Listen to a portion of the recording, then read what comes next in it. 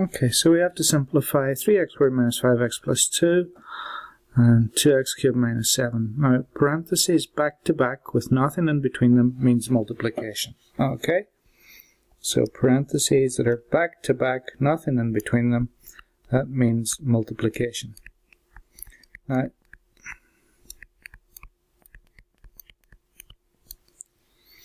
if we were multiplying two binomials, in other words, two terms in the first and two terms in the second, we could use FOIL to do our multiplication, but instead we're going to use distribution. Now remember, distribution is just a way, a method that's used for multiplication. Multiplication is the operation.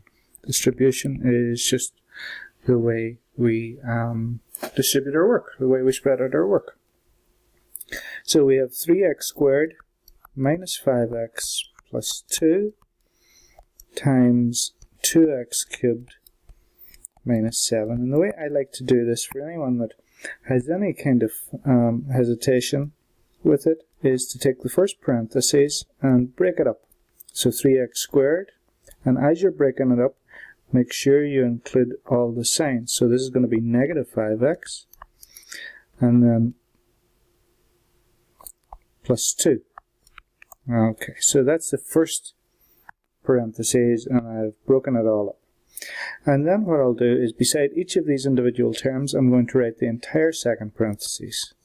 So 2x cubed minus 7 there, 2x cubed minus 7 there, and 2x cubed minus 7 here as well. And now simply distribute in all three cases. So that's going to be one piece of distribution, there's going to be another piece of distribution, and finally we're going to use distribution over here again.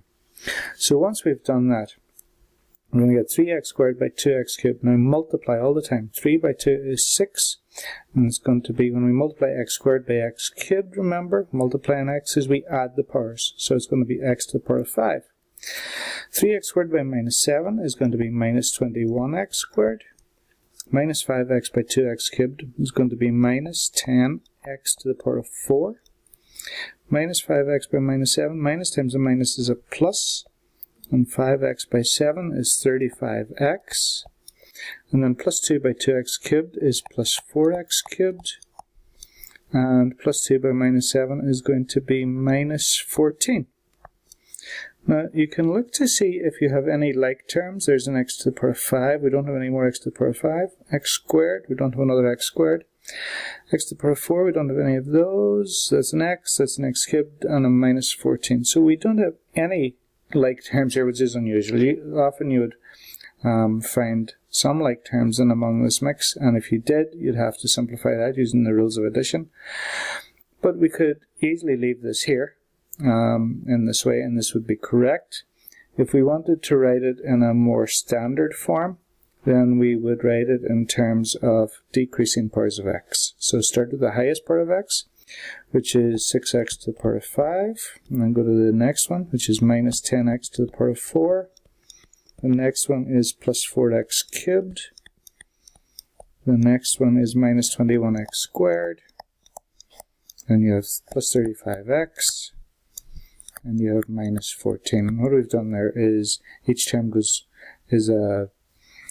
reduces the power of x. X to the 5, x to the 4, x to the 3, x to the 2, x, and no x at all, constant term. So you don't have to do that last line, but it's probably pretty common to do so. Okay, and that's just a little refresher of distribution.